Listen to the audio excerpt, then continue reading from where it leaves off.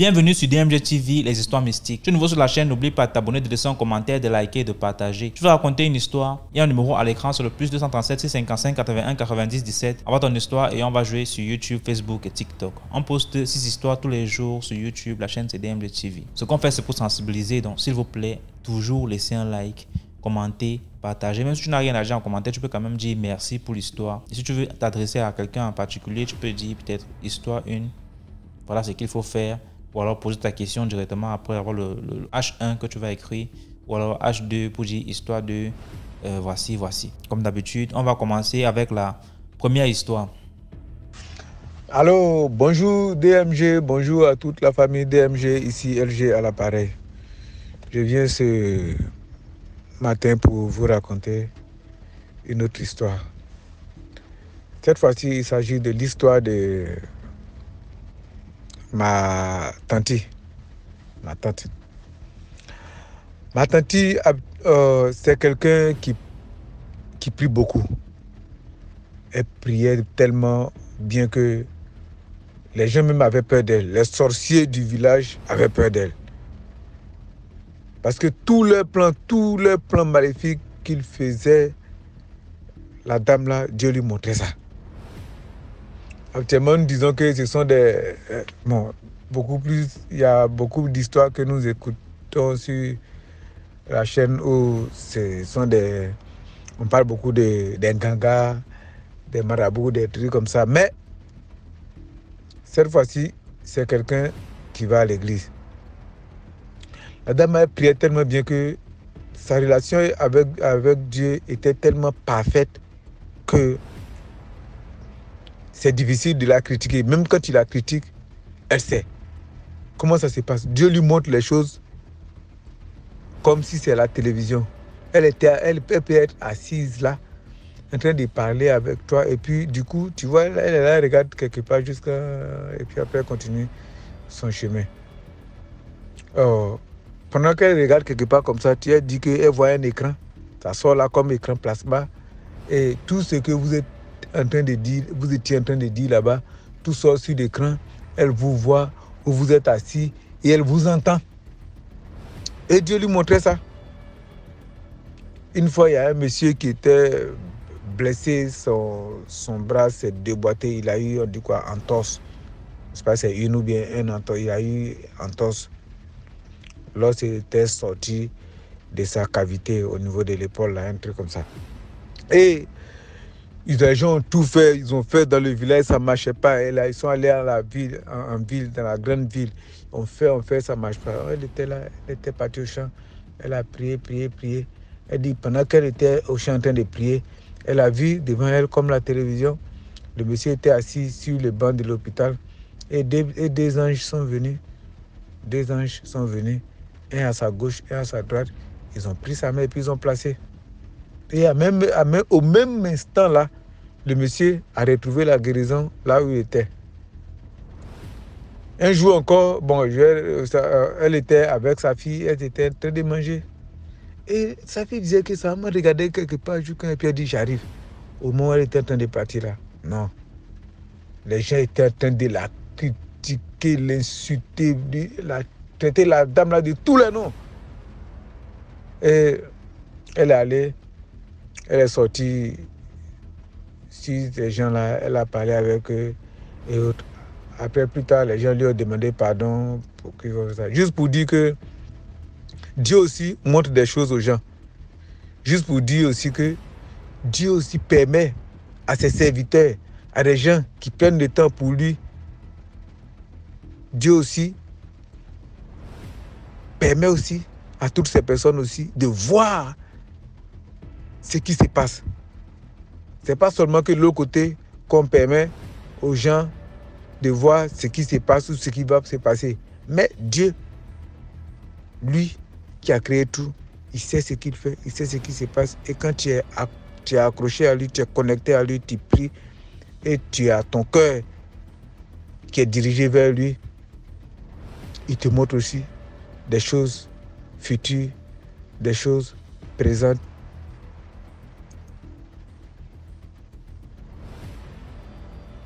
Et toute autre chose. C'est tout. ce que j'avais à raconter comme histoire. Juste pour dire que ne soyons pas découragés, ne soyons pas déconnectés de Dieu, accrochons-nous à Dieu, prions et Dieu fera le reste. C'était moi, LG. Passez une bonne journée. À bientôt. Merci beaucoup pour l'histoire. Maintenant, on passe à la deuxième histoire. Oui, DMGTV, je reviens avec une autre histoire. Ça, c'est ma maman qui m'avait raconté ça. Là, j'étais encore plus jeune. Et c'était comme si elle me donnait une leçon de vie. Genre, si quelqu'un t'attaque, le silence est souvent mieux. Il faut être tranquille, calme. Donc, elle me racontait, parce qu'il y avait un de nos cousins, Trésor. On était jeunes, quoi. On était ensemble. Tout le monde avait la maman. Tu as ta maman. Tout le monde a la maman. Quand on finit de jouer, on partait chez eux. Il n'y avait pas de mère. On était étonnés. Donc, je suis rentrée. Je lui ai demandé à ma mère mais où est la maman de Trésor? C'est où elle me dit que assieds-toi, je vais te raconter l'histoire. Et l'histoire là m'avait marqué. Je t'assure. Je vous assure, pardon. L'histoire m'avait tellement marqué. C'est quoi l'histoire? Bon. Commentons, likons, partageons et abonnons-nous. C'est très important pour agrandir notre communauté. Donc, l'histoire, c'est quoi? L'histoire, c'est que la maman de cet enfant-là, on ne sait pas ce qui s'était passé. Elle a attrapé un monsieur qui sortait avec son mari. Une femme, pardon, qui sortait avec son mari. Les problèmes. Un jour, ça a cuit, la bagarre a déclenché. La maman de ce jeune garçon-là a dit quoi? C'est pas parce que je te laisse que tu crois que j'ai peur de toi. Elle a copieusement battu cette tisa-là. Elle l'a tabassé correctement. Jusqu'à le sang partout. Ce que la tisa a fait, elle a arraché un bouton de son habit. Elle lui a dit que tu vas voir avec le bouton-ci. C'est ce que ma mère me racontait, hein. Tu vas voir, je vais te montrer que tu peux me dépasser physiquement, mais je te dépasse d'une autre manière. Elle est partie, hein. Elle est partie. Donc, elle venait seulement d'un autre quartier, quoi. Elle venait chercher le mari d'elle. Elle n'avait pas peur, quoi. Elle savait que la femme, le monsieur était marié, il y avait sa femme là et tout. Donc, elle n'avait pas peur. Elle s'affichait carrément avec le monsieur et tout ça. Et à l'époque, ce n'était pas courant, quoi. Si je ne pouvais pas trop voir les tisas s'exposer comme aujourd'hui. Donc, du coup, quand elle est partie comme ça, elle n'était plus jamais revenue. La femme a commencé la maladie. La maladie, oh la maladie. La maladie, oh la maladie, on l'a amenée à l'hôpital, oh. Rien. Marabout, oh, rien. Jusqu'à c'est un marabout vers la fin qui a dit que là, elle était même déjà partante, qui a dit elle a eu à lutter avec une femme. La femme l'a arraché un bouton sur son habit. Elle avait bien tapé cette femme-là. C'est le marabout qui a déclaré ça. Et elle-même, la femme étant malade, qu'elle ne pouvait même plus parler, elle a commencé à pleurer. Donc, elle s'était rappelée que c'est vrai. Voilà, ça s'était vraiment passé comme ça et tout ça. Le marabout a dit qu'il se faisait tellement tard. Ils sont arrivés tellement tard. Son âme est partie déjà. Donc, on ne pouvait plus rien pour elle. Voilà, c'est comme ça que l'enfant a perdu sa maman. Quand je parle aujourd'hui, il y a un grand monsieur, hein. Il y a un grand garçon, comme nous aussi, on a grandi, le temps passe. Donc, c'est un grand monsieur aujourd'hui. Donc, c'était un peu l'histoire que je voulais vous raconter, gars. Souvent, le silence est mieux. Ouais, le silence est mieux. Donc, faisons attention, que Dieu nous garde. Bye. Merci beaucoup pour l'histoire. Maintenant, on passe à la troisième histoire. Bonjour DMG. Bonjour la communauté DMG. Merci vraiment pour ce que tu fais. Tes histoires sensibilisent beaucoup de personnes. Je peux dire dans le monde entier en fait, parce que tu es suivi par beaucoup de personnes et tout. Merci encore pour ce que tu fais. Bon, voilà l'histoire que je peux dire comment l'une des personnes que je connais a vécu. Je vais pas dire son prénom hein, parce que je la connais très bien. Donc elle m'a dit de raconter ça sur un autre prénom. Donc c'est une personne que je connais très bien. Donc je peux pas dire son prénom et tout. Voilà. Bon, on va dire qu'on l'appelle Jessica. On va dire qu'on l'appelle Jessica. Avant d'abord raconter l'histoire de Jessica, je veux d'abord dire que les femmes, nous les femmes, lorsque nous vivons avec un homme qui n'a pas de moyens, du genre qui est un petit bricole, qui bricole pour prendre soin de toi, contente de ça. Parce que avoir les longs yeux, c'est pas bon. Avoir les longs yeux, c'est pas bon. Tu vis avec ton petit ami qui n'est pas trop, qui se débrouille dans la vie, qui, quand tu demandes l'argent de la crème, il te donne l'argent de la crème. Quand tu demandes l'argent de la mèche, il te remet l'argent de la mèche. Quand tu demandes l'argent pour aller couler les cils, il te remet l'argent des cils. Oh, j'ai faim. En tout cas, tout ce que tu veux, il te met à l'aise avec le peu qu'il a. Contentez-vous de ça. N'allez pas chercher parce que mon gars est comme ça. Je vais le tromper avec un autre gars qui est comme ça. C'est pas bon. Par exemple, la morale de l'histoire. En tout cas, bon, bref. L'histoire là, c'est l'une de mes connaissances. Je peux dire ça comme ça parce que je ne veux pas dire trop de choses sur elle parce que je la connais très bien. Donc, elle m'a dit de raconter son histoire comme ça. Elle est à côté de moi. Voilà, Jessica. Je suis une jeune femme, une jeune fille, je peux dire une jeune femme de 24 ans. Elle a 2 enfants. Elle vit avec son petit ami et tout. Elle vit avec son petit ami. Ils sont là, un enfant, 2 enfants, ils sont ensemble. Quand elle demande l'argent de ça, il donne l'argent de la crème, il fait tout. S'il dit non, chérie, attends peut-être samedi. Si elle demande ça mardi, non, j'attends samedi matin, je te remets tes sommes, tu vas acheter la crème. Ou je veux la mèche, j'ai envie d'aller me faire tresser au marché, tout ça là. Et peut-être si elle demande ça, peut-être même mercredi, on va dire non, attends peut-être lundi ou dimanche, tu vas aller te faire tresser au marché. C'était comme ça là. Donc, un bon jeu comme ça, elle était sur Facebook et tout. Vu que son gars c'était pas une personne qui souvait son téléphone, genre du coup il pour le téléphone de la femme, il faut pour voir qui parle, donc lui n'était pas comme ça. Elle aussi ne fait pas le téléphone de son gars. Donc c'est comme ça que elle est partie sur Facebook, elle a rencontré un gars là-bas sur Facebook. Ils ont fait connaissance sur Facebook et tout. La go a bien dit que moi je vis avec mon petit ami, mes 2 enfants. Donc elle a dit que moi je vis avec ma femme et mes 5 enfants. Un homme âgé, elle m'a dit que ça nécessitait un homme âgé et tout. Bon, là, Jessica dit qu'il n'y a pas de problème et tout. Le gars dit, on peut se rencontrer autour d'un verre. J'ai un verre, mange si tu es d'accord. La go dit, il n'y a pas de souci. Ils se sont rencontrés à la sauce créole. Charbonnage, là, la sauce créole, ils sont rencontrés. Ils ont papoté, ils ont machin et tout. Ils ont fait connaissance et tout. Et le gars, là, le gars avait une grosse voiture, Pajero, c'est même pas. Et tout. Le gars a dit, tu me plais bien et tout. Donc, elle s'est dit, mais vous êtes trop âgé pour moi en fait. Je peux pas sortir avec vous. Moi, je sais pas que les hommes âgés. Il a dit, non, pas sortir en tant que tel. On peut être copain, copine. Ou tu vois comme ça, mes connaissances, tu me rends des services. Moi aussi, si je te rends des services. Elle a dit, ok, il n'y a pas de problème. 1 semaine, 2 semaines passent. Le gars, il s'écrivait seulement sur WhatsApp. Elle avait dit que si tu me vois en ligne, c'est que mon copain n'est pas là. Mais si tu me vois pas en ligne, c'est que mon copain est là. Donc je peux pas être tout le temps avec mon copain là. C'est un manque de respect et tout. Il a dit ok, je te comprends et tout. C'est comme ça qu'une fois, le gars en question a appelé Jessica. Jessica, je veux te voir.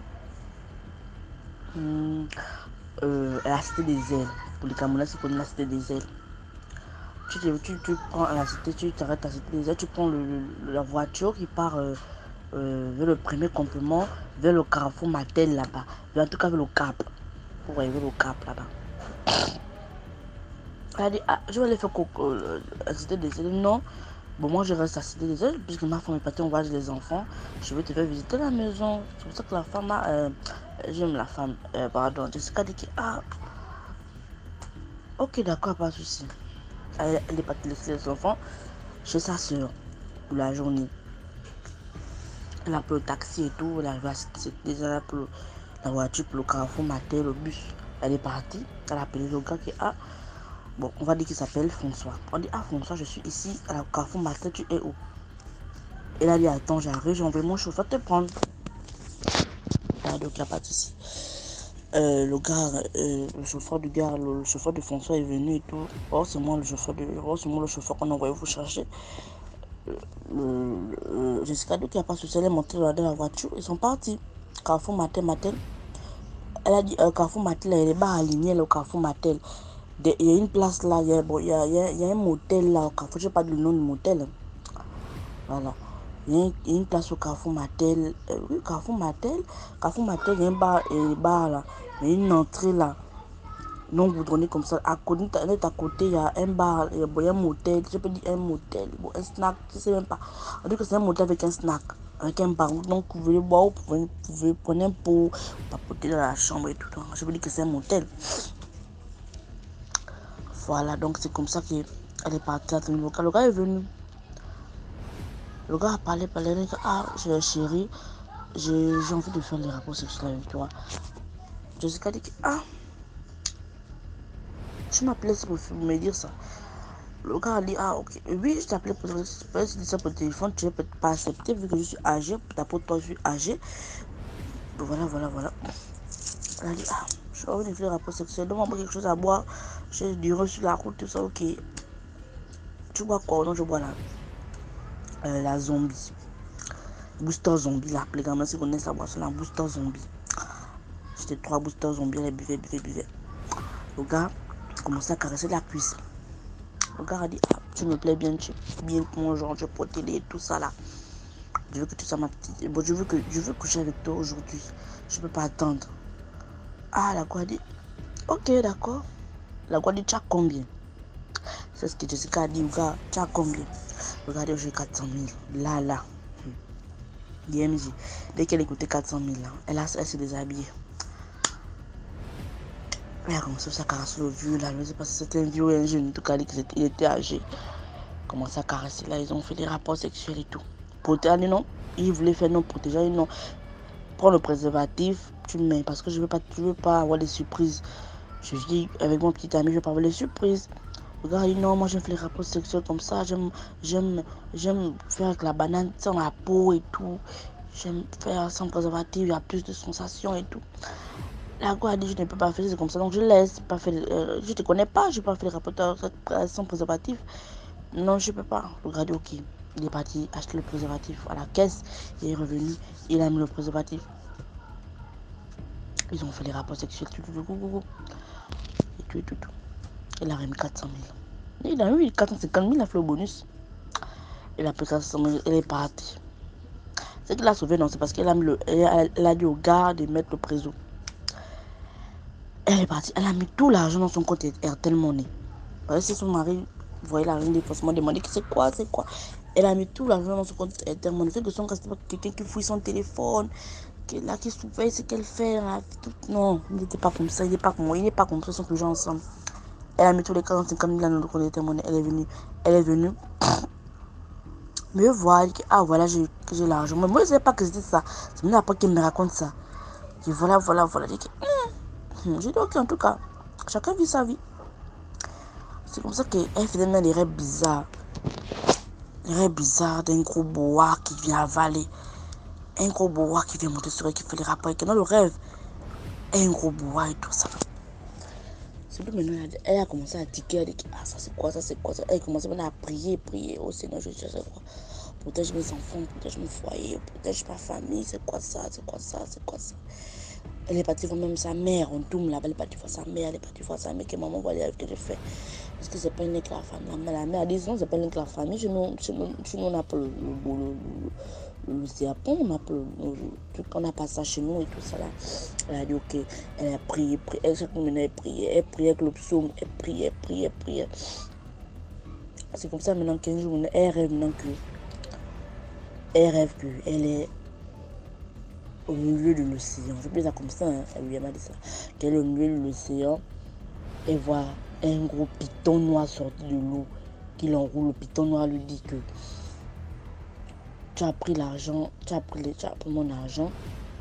Je n'ai pas fait ce que j'ai eu à faire parce que tu as demandé qu'on se protège. Je ne sais pas lui dire ça, qu'on se protège. Voilà maintenant pourquoi je veux tenter. Voilà. Soit tu me rembourses tout mon argent, soit on se revoit et on refait ça sans protection, soit tu meurs. Ce que dit, c'est qu'elle n'avait même pas touché l'argent, là, c'était toujours dans son compte Airtel Money. Elle s'est réveillée une fois sans que, c'est toujours des rêves. Elle a prié, écoute, c'est juste un rêve d'eau. Deuxième fois, le piton les dit bien dans sa chambre que demain avant 14 h, si on ne se voit pas, pour que tu me rembourses ou soit pour qu'on refait la chose sans excusez-moi du terme, sans préservatif, tu vas mourir. La grosse s'est réveillée. Elle a pleuré au sérieux maintenant parce qu'elle se sentait mal, elle avait le vertige, la fièvre.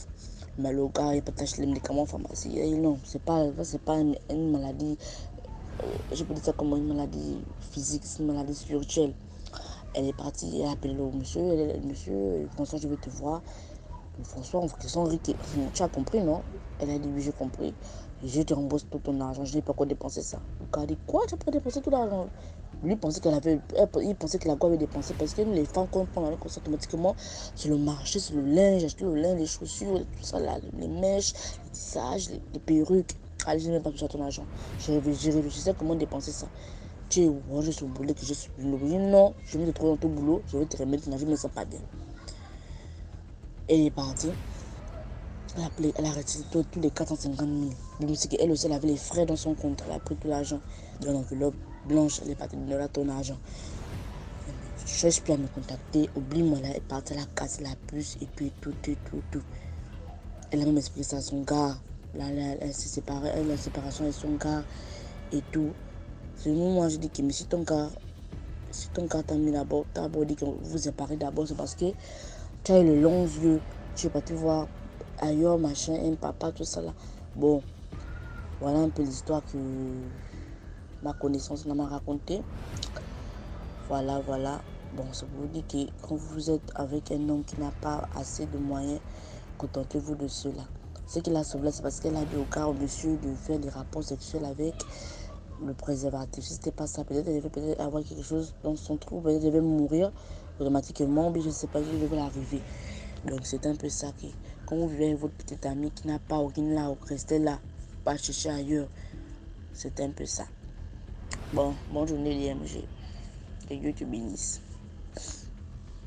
Merci beaucoup pour l'histoire. Maintenant, on passe à la 4e histoire. Bonjour DMG. Comment ça va aujourd'hui? J'espère que tout le monde va bien. J'espère que les abonnés de DMG vont bien. J'espère que la famille DMG va bien. Je viens aujourd'hui pour déposer une petite histoire. Cette histoire, je l'ai vécue il y a même pas 5 ans. On va dire ça comme ça. Il s'agit de l'histoire de ma mère, de l'histoire de mon petit frère et de mon histoire. Toutes ces histoires sont imbriquées les unes contre les unes dans les autres pour n'en former qu'une seule. Voilà. Mon père était décédé et au décès de mon père, il avait laissé une petite plantation de cacao au village. Ma mère vivant à Yaoundé, elle ne vivait pas au village, donc elle allait de temps en temps. Elle avait mis quelqu'un au village dans la maison pour s'occuper de la plantation et elle allait récupérer le fruit de la vente du cacao à la période de la saison cacaoyère. Donc cette année-là, ma mère est partie au village. Quand elle arrive au village, il faut déjà savoir que quelque temps avant, ma cousine, c'est-à-dire la fille de ma tante, était partie de son mariage parce que son mariage, ça n'allait pas. Son mari l'a mise dehors. Donc, elle est revenue vivre au village dans la maison familiale. Donc, ma mère, elle vient de Yaoundé. Elle arrive, elle demande au monsieur qu'elle avait laissé là pour s'occuper de la concession et de la plantation. Elle lui demande le fruit de la vente du cacao. Le monsieur lui dit que ma cousine a récupéré l'argent et qu'il ne pouvait pas s'y opposer. Tout le village s'était mis contre lui. Bref, dans la discussion, ma mère a demandé à ma cousine de lui remettre l'argent. Ma cousine lui a dit que ma mère, ne vivant pas là, n'avait pas le droit de bénéficier des fruits de la production du cacao.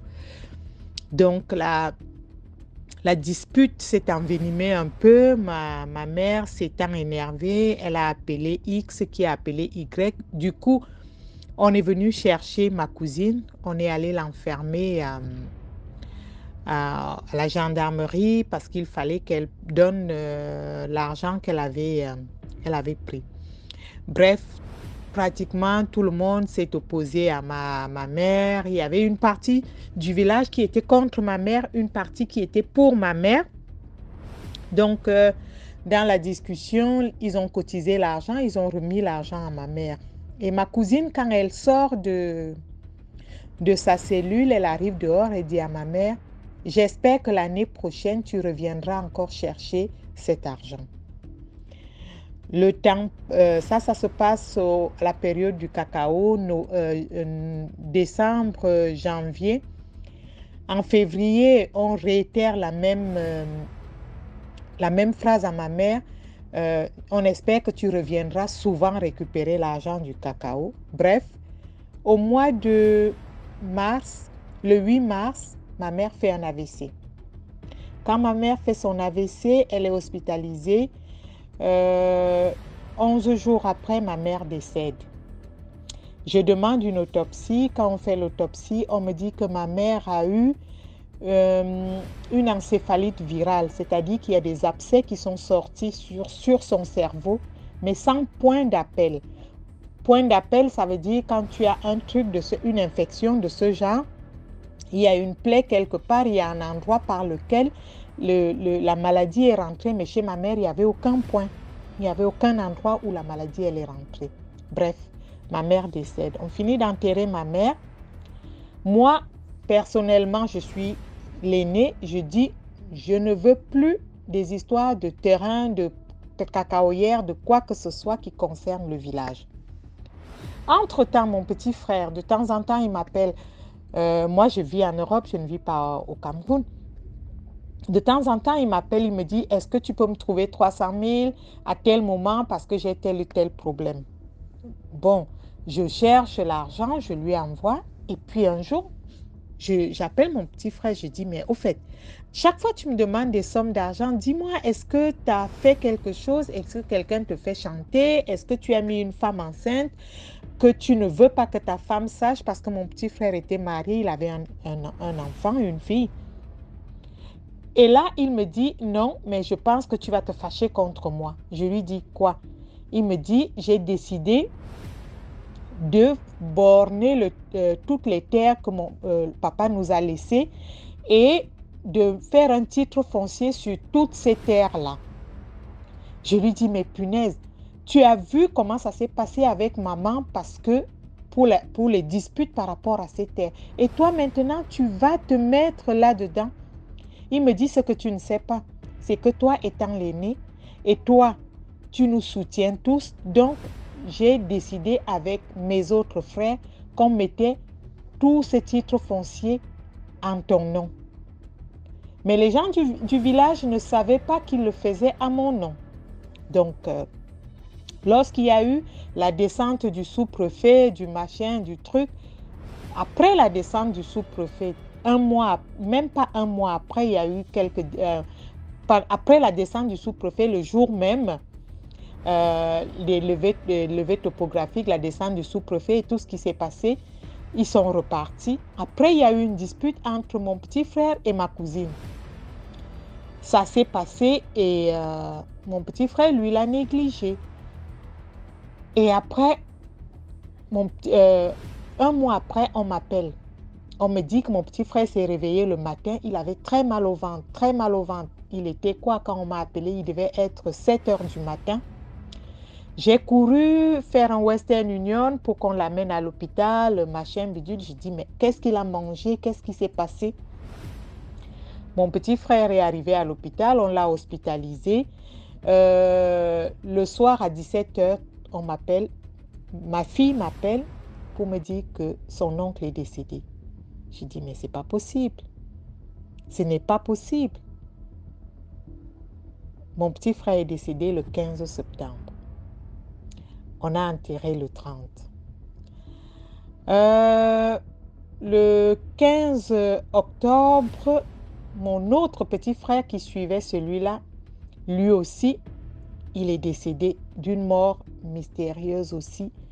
On l'a enterré 2 semaines après. Bref, j'ai coupé les ponts.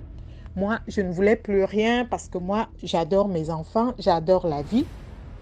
Je ne voulais plus rien, je ne voulais plus rien savoir. Après ça, quelque temps après, on va dire au mois de novembre, je vis en Europe, je décide de faire le ménage chez moi. Chez moi, le salon est en bas, les chambres sont à l'étage, la cuisine, elle est en bas. Je décide de faire le grand ménage chez moi, je commence à nettoyer, et j'arrive dans la chambre, là où mes chaussures sont rangées, je trouve 2 œufs, 2 œufs de poule. Je prends les œufs avec les mains, je dis, mais c'est pas possible, j'ai pas de volatile chez moi, j'ai pas de poule, j'ai rien. Même les œufs que j'achète au supermarché pour manger à la maison, ces œufs-là n'arrivent jamais à l'étage, puisque la cuisine est en bas, tout est en bas. Comment ces œufs ont fait pour arriver là? J'ai appelé. Ce que j'ai omis de vous dire, c'est que avant ça, j'avais commencé les prières intensives. Ici, en France, je priais avec une congrégation de prêtres, des prêtres catholiques de la congrégation des jésuites. Ils sont installés dans le sud de la France. Donc, on fait des prières via une application Internet. Donc, ce que je fais, c'est que j'appelle ma fille, je lui dis, j'ai trouvé des œufs, j'ai pris les œufs avec les mains. J'ai appelé l'un des prêtres de la congrégation, je lui explique, je dis, voilà, j'ai trouvé des œufs. Il m'a demandé si j'ai pris les œufs avec les mains, je lui dis oui, il me dit, c'est pas grave. Il me dit, tu as de l'eau bénie à la maison? Je dis non, j'ai pas d'eau bénie. Je lui dis, j'ai du sel que vous avez béni, j'ai le sel. Il me dit, prends ce sel, tu le mets dans l'eau, ça va se transformer en eau bénie. Tu prends les œufs, tu mets dedans et tu vas les jeter loin de chez toi pour voir ce qu'il y a dedans. Je l'ai fait, j'ai pris les œufs, je suis allée jeter, mais très loin de chez moi. Et dans les œufs, il n'y avait pas grand-chose. C'était des œufs de poule avec un jaune et un blanc, mais le blanc était très trouble. Il n'était pas clair comme le blanc d'œuf est clair. Il était comme le blanc d'œuf quand on l'a déjà battu, une sorte de mousse. Bon, je suis revenue, j'ai appelé le prêtre, je lui ai expliqué. Il m'a dit, on va prier. Après ça, on a prié ce soir-là. Le lendemain, j'ai une amie qui est venue chez moi. On arrive, elle me dit, je viens te soutenir parce que je l'avais appelée pour lui parler de ça. Elle me dit, je viens te soutenir. Donc, elle vient, elle vient pour dormir à la maison. Je recommence à faire Je vais dans la chambre, je trouve sur mon lit 2 œufs. J'appelle ma copine, je lui dis, viens voir. On voit les œufs, on prend les œufs, on les met dans la bassine avec du sel béni. On pose sur le rebord de la fenêtre. Je me mets à prier. On finit de prier. Maintenant, je fais à manger le rebord de la fenêtre de la cuisine. Les œufs sont dans de l'eau sur le rebord de la fenêtre de la cuisine. Je fais à manger avec ma copine et tout. On s'en va au salon, à la salle à manger pour manger. On finit de manger. Elle dit, je vais voir où en sont les œufs. On vient toutes les deux sur le rebord de la fenêtre. Il n'y a plus d'œufs. Il n'y a plus rien. La bassine est posée là, vide. DMG. Ma copine me dit, mais si tu m'avais raconté ça, je n'aurais pas cru. J'ai dit, bon, voilà. Ce soir-là, je devais prier avec les prêtres. Je finis, on fait la prière. Ça se passe. Le lendemain, on devait prier à 22 heures. 22 heures, le matin, je suis allée travailler. Je reviens du travail. Je dis, je suis un peu fatiguée, je vais m'allonger un peu. Je me suis allongée. DMG. Quand je me suis réveillée, j'ai regardé mon téléphone. J'avais 23 appels en absence de la congrégation qui m'invitait à la prière. Je n'ai pas pu me réveiller. Quand je me réveille, je me connecte, je me rends compte que parce qu'eux, ils ne vont pas t'attendre, c'est une congrégation, ils ne prient pas que pour toi, ils prient pour beaucoup de personnes. Donc, je me réveille en sursaut, je prends mon téléphone, je me connecte et je me rends compte qu'ils sont en prière. On prie, on prie, on prie, on prie, on prie, on prie. On finit de prier. Quand on finit de prier, le prêtre de la congrégation, celui qui me suivait dans la congrégation, il me dit tout ce qui va se passer ce soir, parce qu'on faisait la prière à Saint-Michel-Archange. Il me dit tout ce qui va se passer ce soir. Demain, tu me racontes tout. Je dis ok. Donc, je pars, je me couche. La nuit, j'ai envie de faire pipi. Je veux me lever. Je me lève de mon lit. Mais vous savez, quand vous habitez chez vous, vous connaissez un peu les dispositions des meubles et tout dans la maison. Vous n'avez pas besoin d'allumer pour vous déplacer dans la maison. Donc moi, qu'est-ce que je fais? Je me lève pour aller faire pipi, mais je ne sais pas si c'est Dieu qui m'a demandé d'allumer. J'allume, je vois devant la porte de ma chambre une grosse flaque de sang. Je n'ai pas mes menstrues. Je suis seule chez moi. Il n'y a pas quelqu'un qui s'est blessé. Le sang qui est devant la porte, là, il sort d'où? Et il y avait des traces de sang qui allaient jusque dans ma salle de bain, dans la baignoire. Et dans la baignoire, il y avait de nouveau une grosse flaque de sang. J'ai pris le sel béni que j'avais à la maison, j'ai saupoudré sur ce sang. J'ai pris l'eau, j'ai mis dans un seau, j'ai pris le sel, j'ai remis dedans, j'ai nettoyé avec la serpillière. Je suis repartie me coucher. Le matin, je ne travaillais pas. Le matin, mon téléphone sonne, il était 6h du matin, 6h30, 7h par là. Mon téléphone sonne. Je décroche mon téléphone. C'est ma cousine. Elle m'appelle. Je lui dis qu'est-ce qui se passe. Elle me dit, tu vas bien? Je dis oui, pourquoi?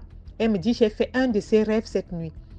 Elle me dit, j'ai rêvé que tu es décédé, tu étais dans un cercueil avec ta fille dans un autre cercueil, mais sauf que dans les cercueils, vous aviez des yeux ouverts. Les cercueils qui viennent d'Europe, là, déjà zingués et tout, mais juste avec l'endroit vitré où on peut vous voir. Mais j'avais les yeux ouverts dans le cercueil. Et autour de moi, autour du cercueil, il y avait 3 membres de ma famille.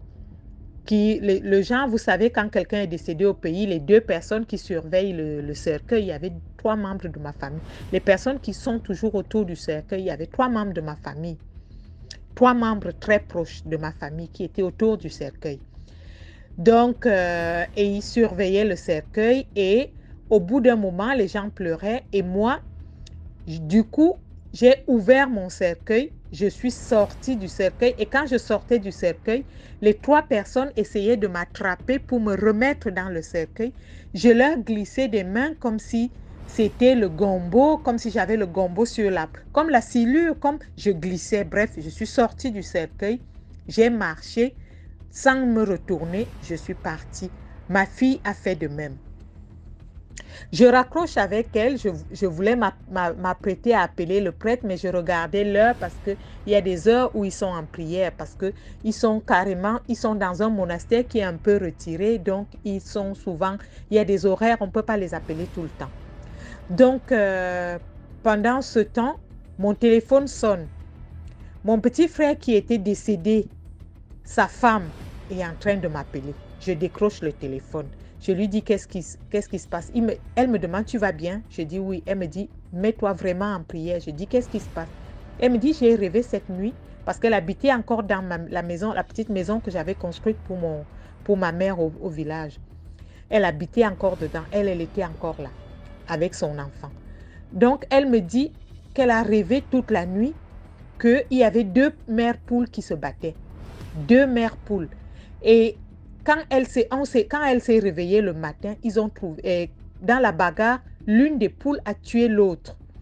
Et le matin, quand elle s'est réveillée, elles ont trouvé une poule morte devant la porte, dans la cour, pas devant la porte, dans la cour de la concession familiale.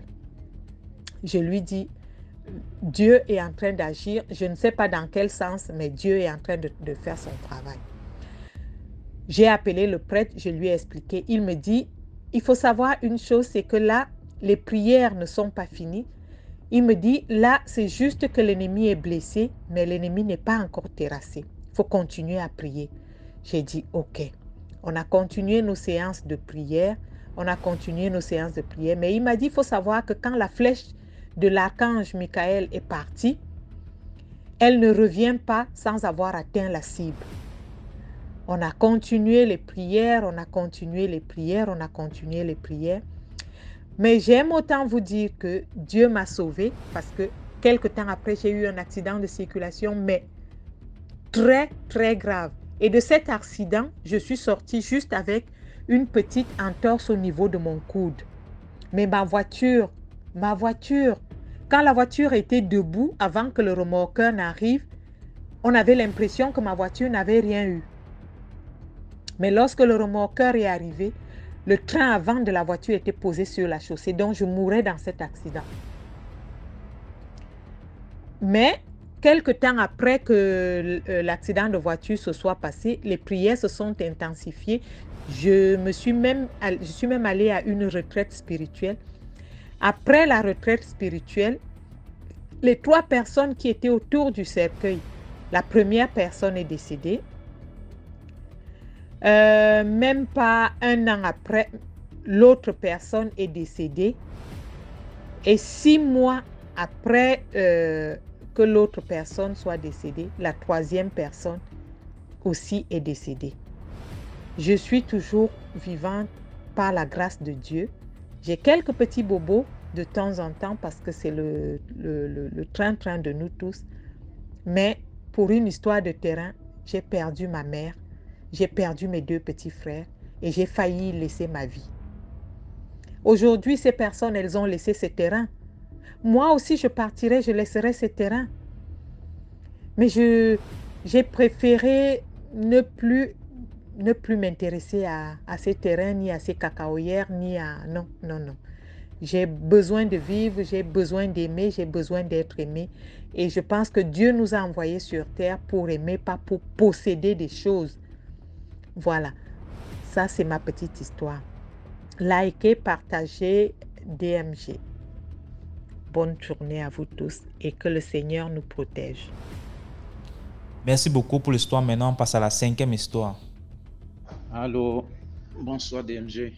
Ok.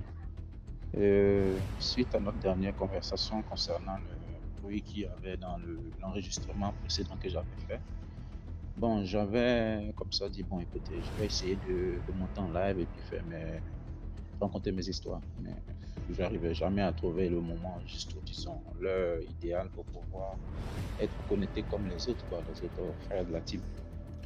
Du coup, là, aujourd'hui, j'ai décidé comme je suis assis au bureau, j'ai décidé il n'y a personne encore, j'ai décidé de lancer une des histoires que j'ai. Voilà, mais tout d'abord, j'aimerais dire à tout un chacun de liker, de partager, parce que ce que nous faisons ici, franchement, c'est pour sensibiliser, aider et permettre à ce que tout un chacun qui écoute cette histoire puisse avoir les yeux, les oreilles et grands ouverts et écoutants. Donc vraiment que Dieu te bénisse pour ça. Voilà. Et ça, c'est une histoire qui ne fait pas partie de mon histoire parce que mon histoire elle est vraiment grande, elle est vraiment longue. Donc je vais prendre une histoire qui m'est arrivée. Bon, plus avant, ça veut dire que après plusieurs choses, et je suis devenu chrétien. Et je faisais partie je suis un chrétien et on habitait dans un quartier où on avait notre petite paroisse.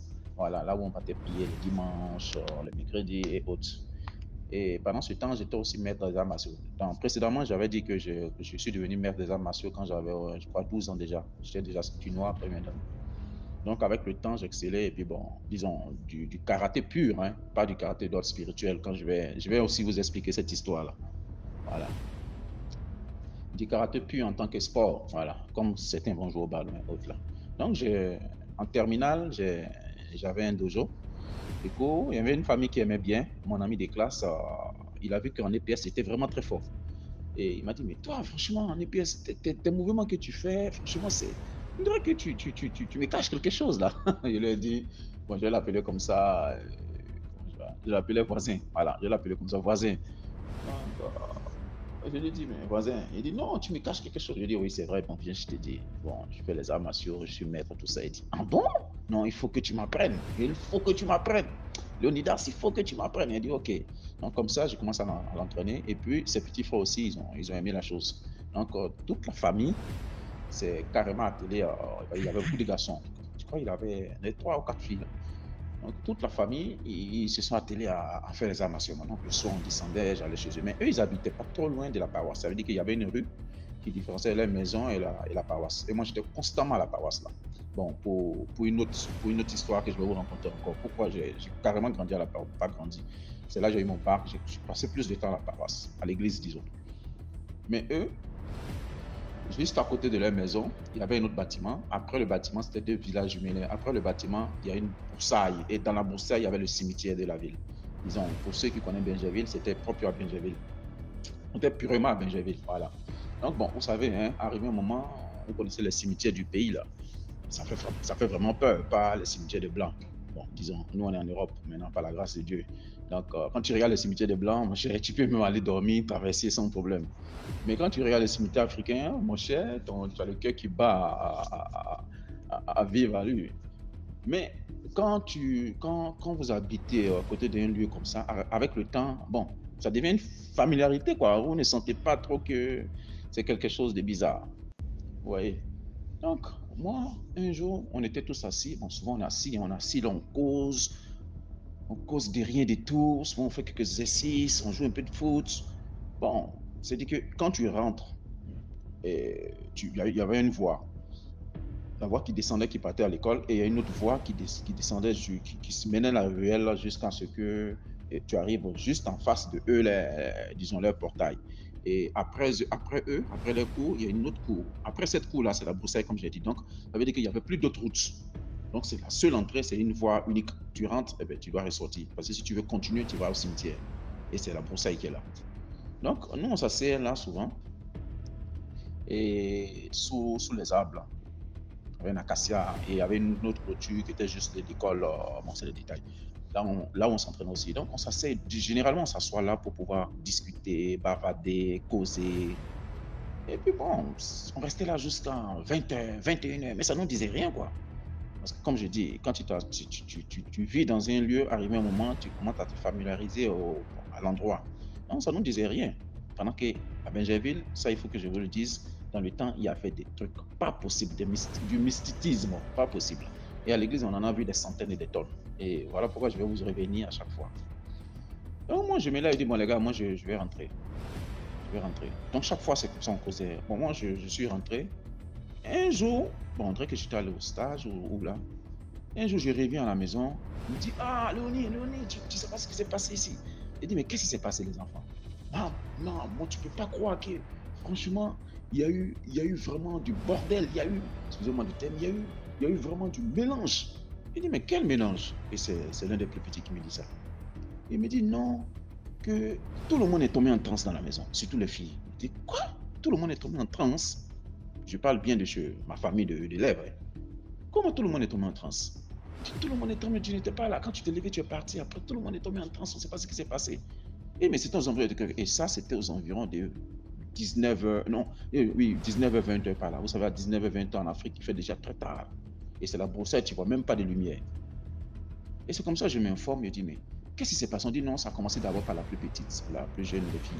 Elle s'est levée, elle a commencé à se gratter la tête.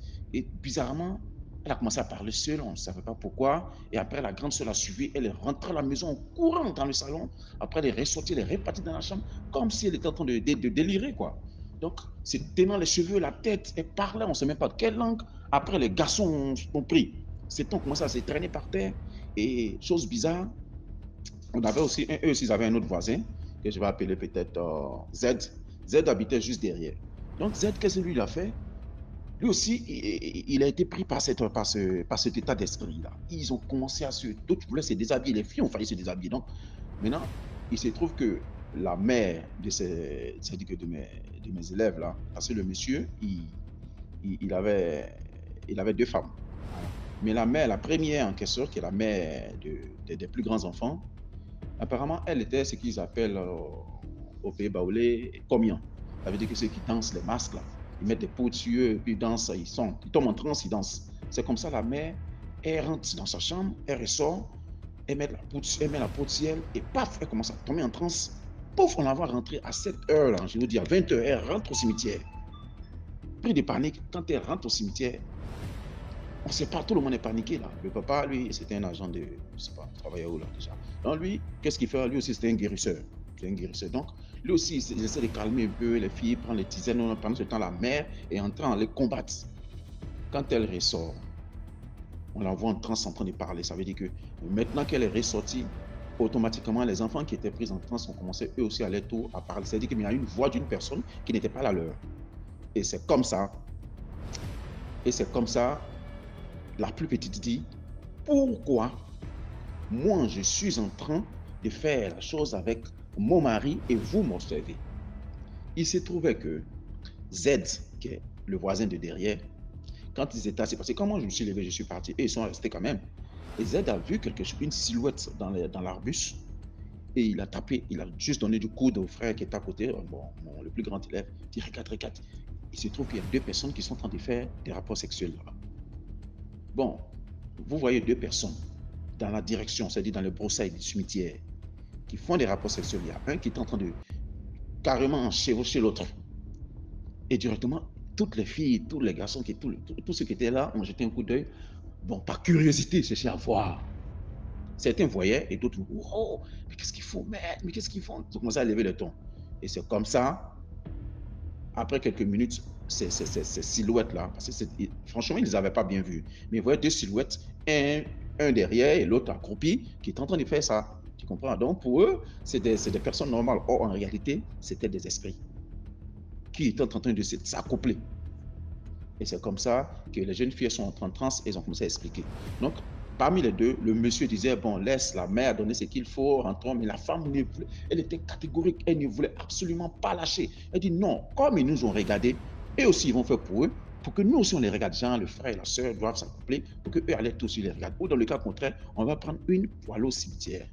Donc, tu te rends compte que la plus grande sécheresse s'est dirigée vers le cimetière, le père l'a attrapé, on l'a attaché, tout ça.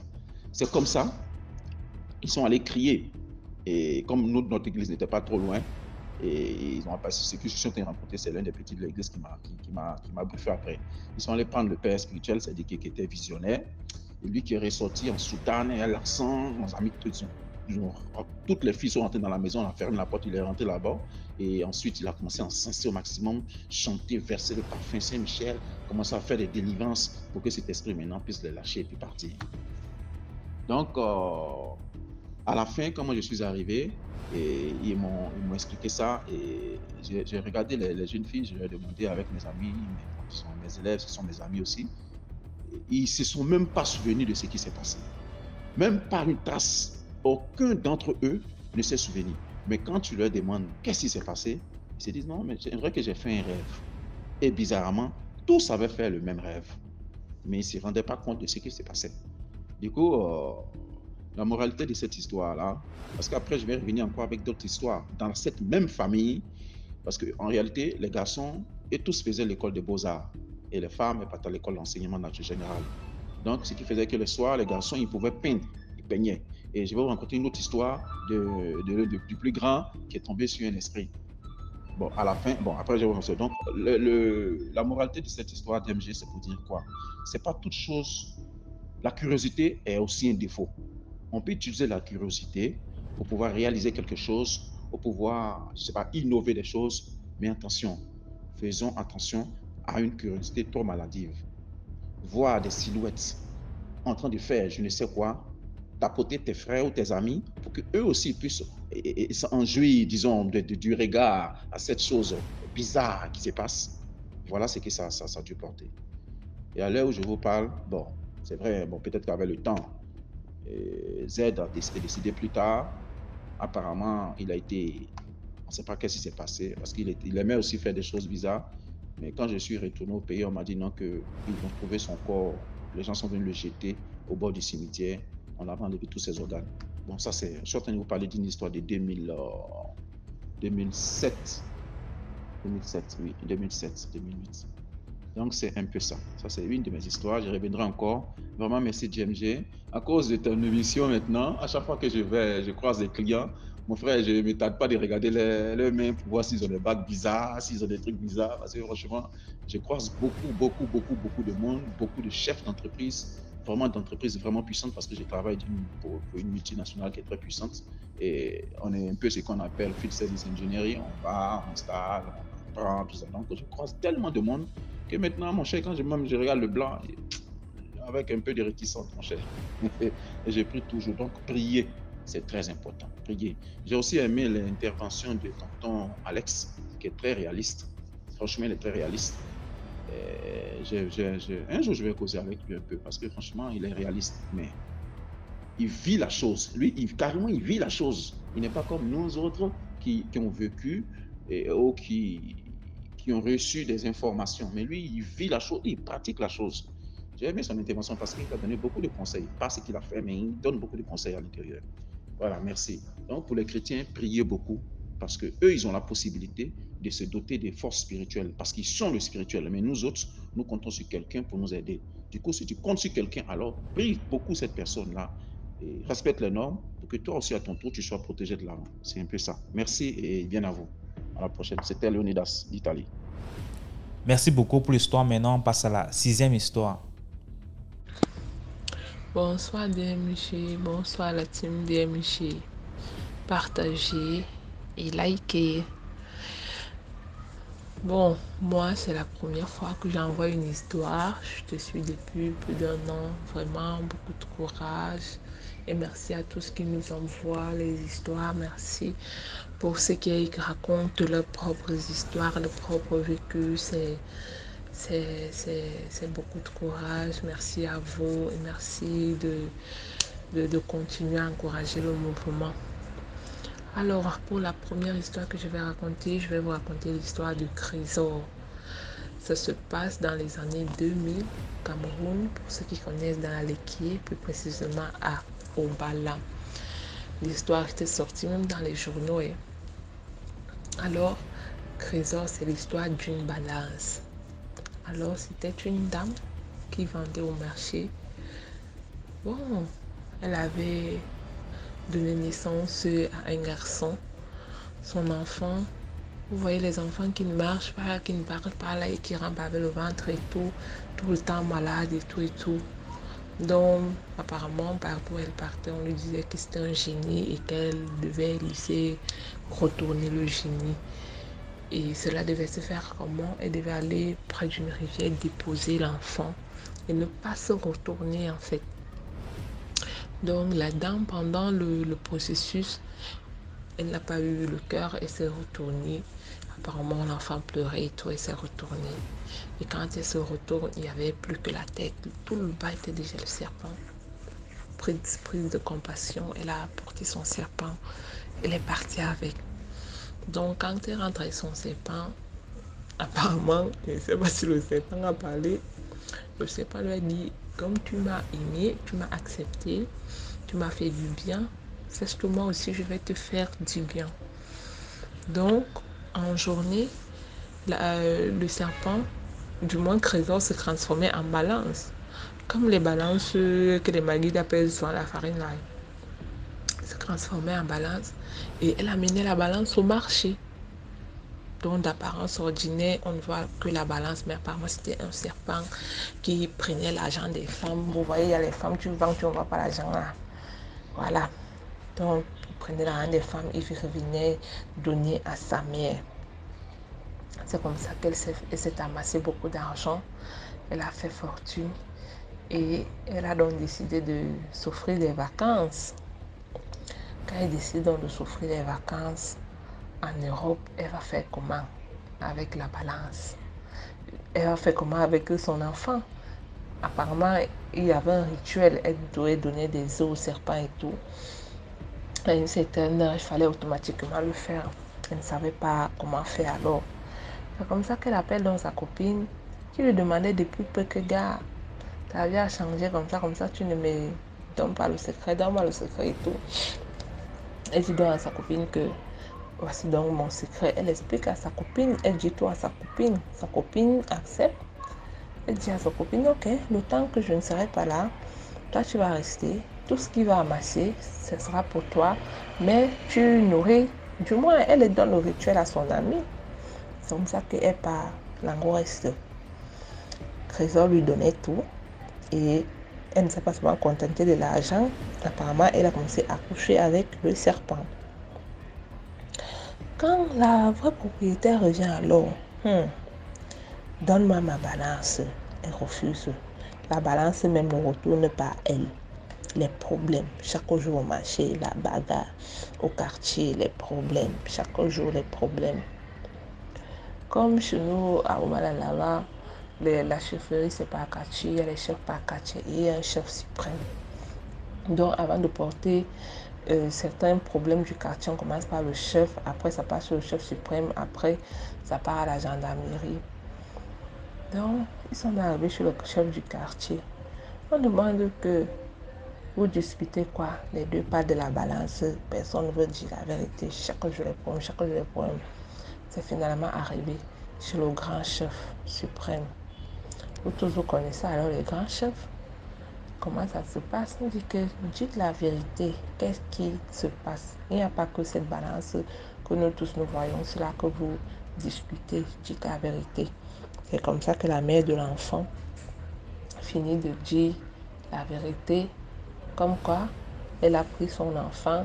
Elle refuse de rendre l'enfant à la balance qu'on voit là. Ses trésors. Tout le monde était dépassé. C'est ces trésors que nous tous on a connus ici. Elle dit oui.